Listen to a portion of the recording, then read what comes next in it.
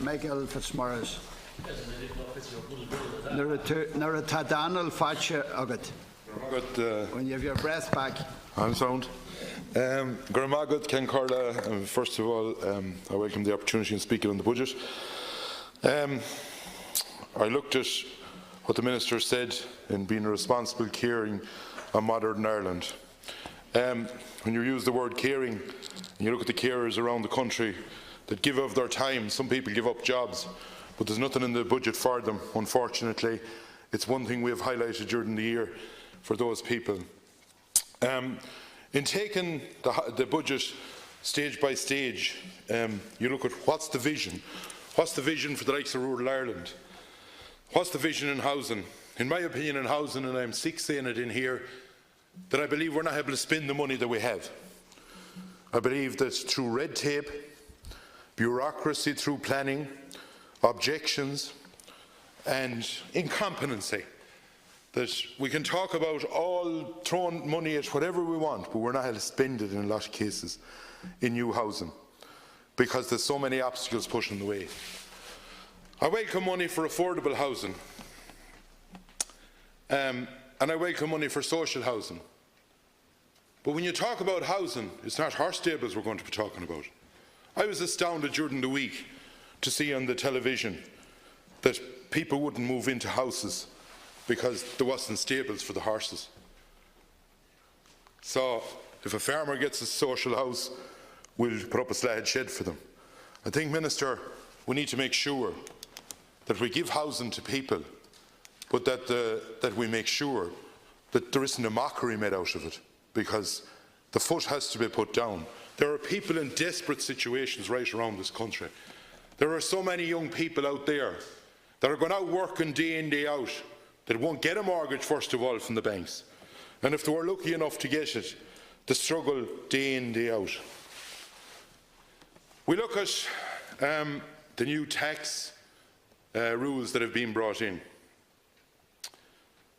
I rang an accountant this morning and I said, if you were a teacher in Dublin and you had 5 children and your partner weren't working and you were on 50 or 60 grand, does it pay to work or does it pay not to work? And when he came back to me and gave me the stats, it's a sad reality that this budget does not incentivise people to go out and work. Because when the figures were done, without even taking into effect of a house, and bear in mind that these people that are working between 35 or 40,000 and 60,000 or 65,000, and that looks a lot of money when you say it to somebody. If they're in trouble with their house with the mortgage, there is nothing for them. They won't get HAP, or they won't get any rent allowance, or they won't get FIS. And they are the new poor in Ireland. Does anybody care about them? And of course they don't have a medical card, and of course they won't have their kids being looked after going to college. And while everyone deserves an education, we are now, with budgets we are bringing in, not incentivising work in this country. We are depriving some youngsters in what I call Middle Ireland of being able to follow their dream or get to college because Mammy and Daddy worked. And that's a sad reflection on any society. When I go to agriculture and I look at the budgets that's announced in it. It's a forestry agricultural budget. Do you want to plant the west of Ireland? Is that the dream? 103 million extra for forestry. 73 million of money that has been unspent, no matter how the Minister tries to twist and turn it, under GLAS and under beef genomics and under different schemes. Over 100 million, the Department of Public Expenditure has written the emails back, has not been spent for 2 years. So for the next 3 years, if you look at the figures that was put in front of us in the Book of Estimates, it will work out the dead same. But for forestry, extra grants, and it's put under climate change, but actually it's the Department of Agriculture that looks after it, is being brought in for that. So Cromwell said to Heller the Connacht, but some of them wants to have trees in Connacht instead of what Cromwell even wanted, as bad as he was. In the line of education, we have schools at the moment that have been with youngsters with autism that are fighting to try and get an SNA because it's now on the school. It's taken away from you in the line of where you had one-to-one. And there are teachers in schools trying to make sure that they give the best possible education. OT services under disability. There are children, we have been told at the moment, you're 99 on the list. So probably you'll be in college before you even get that service. Is that the Ireland that we want? Is that the budgets that we need to bring forward?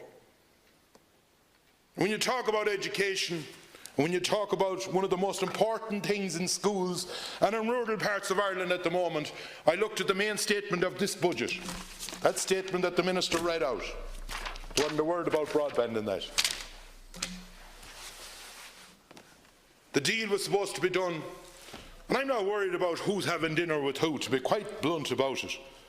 I don't care who sits down with who, because if you have one person that's one side of the fence and one the other, if it's a different thing if there was 2 or 3 bidders. But in my opinion, if you have only one person on one side that's going to do a job and one person on the other side, well, I can't see how you can do too much dilly-dallying. And maybe you make mistakes that you don't follow this so-called procedure or whatever procedures is in it. But what I am more worried about is that today in Kilcrone School, near Ballymoe, when the children turn on their computers, the first child, the second child, the third child and the fourth child, bang, the whole system crashes. Even though that 300 metres down the road there is a box that this could be solved. But no, we have to wait for this great broadband plan. The plan, whenever it will come, it's like looking into the future. And that's not the way you give a perfect education to children. A child in Kilcrone School near Ballymoe, or in Tarman where there's broadband problems, or a Garda station where there's no pulse because of lack of broadband. That's what's crucifying areas. Does those children in those areas not matter? Do they not deserve the same as any other child in some other part of the country? And then we'll get Mr. Bruton will come along and he'll say, oh, well, we're giving broadband to X, Y and Z. You are, yeah. 1 megabyte here, but maybe 10 to the rest of them. Solve that, and that's a help to anybody. That's where the Department of Education needs to be working, to bring children into the future. That's where the Minister needs to be working. That's where the Dáil needs to be working, instead of razzling and talking about who ate with who. I am disappointed, and I understand fully, and I want to be clear on this, that the likes of Dublin hotels were booming. Dublin hotels have done well. We know it, because you've been nearly thrown out during the week in busy time. They'll be that busy where they can get good rates. But in the smaller hotels around rural parts of Ireland, go Monday night, Tuesday night, Wednesday night, there is a problem.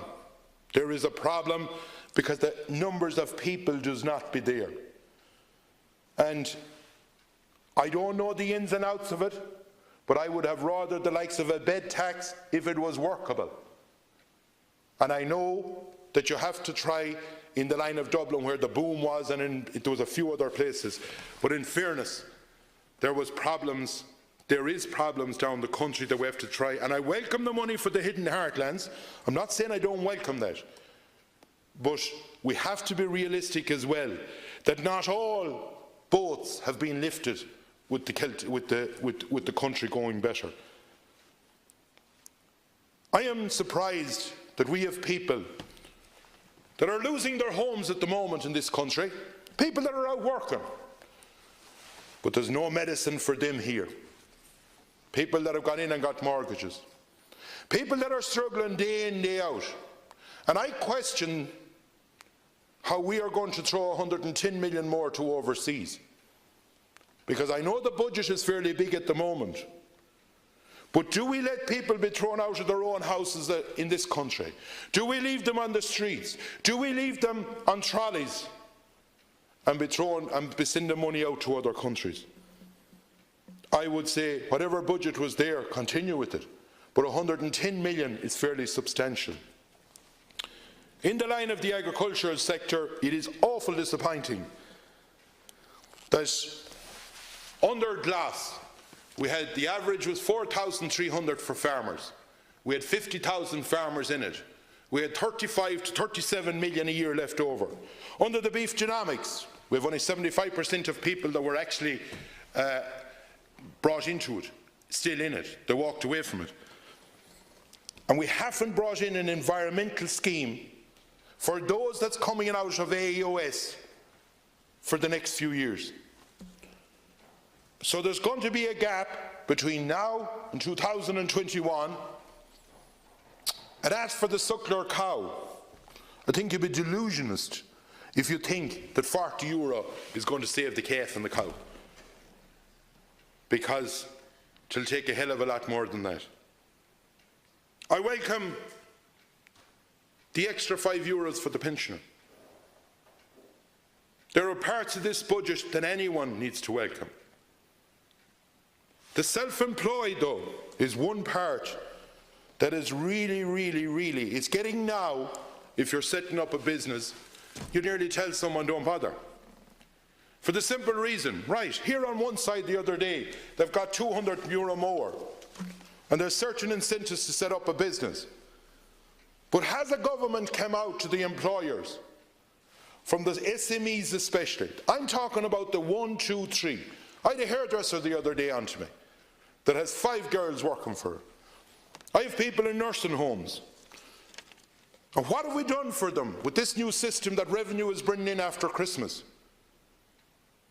Because I can tell you this minute that accountants have told those people in business that it is now going to cost her per person working, per employee, to do the new paperwork, €450 per person you have employed per year. Now, whatever about a budget, I would ask a government to address that. That is needed to be addressed, because what you are doing, and I'm speaking to a person in business last night that was actually in the oil business, and they said to me, Michael, with what's coming in, the big guys are going to be there and the small fella is being pushed out. Well, in the rural parts of Ireland, as many of you are aware, it is small 1, 2 and 3 set-ups that's keeping it surviving. And we need to make sure that we encourage those people. And I would ask, above all things, I know you don't listen to much of a speech about a budget, but for next January, whatever teasing out has to be done for those people who are employing people, and especially SMEs, small, medium-sized businesses, that this the accountants have said it's €450 to do your paperwork per person. Now bear in mind that some of these people might be paying €1,000 an hour, €1,500 to an accountant. But if they have 2 or 3, this is going to double it. And we can say, sure, mightn't be that much. Sure, look, they got 200 back in tax and whatever. First thing you have to do is make money to pay tax. And I would ask the government to look at that. This government needs to concentrate on making it attractive to work, not with the situation at the moment. The young people that are out there that are struggling, and we need to make sure the affordable home scenario is brought to the fore. And I know there's extra money, but my worry is the documents have been done down through the years. Everything has been lovely, glossy things, but delivery is our problems. And I believe that if we don't deliver for them, there are people at the moment who we would call in good jobs that cannot sustain a living in Ireland, and that's not good to do. We cannot have it that you're more enticed if you have 5 or 6 children to stay at home than go working.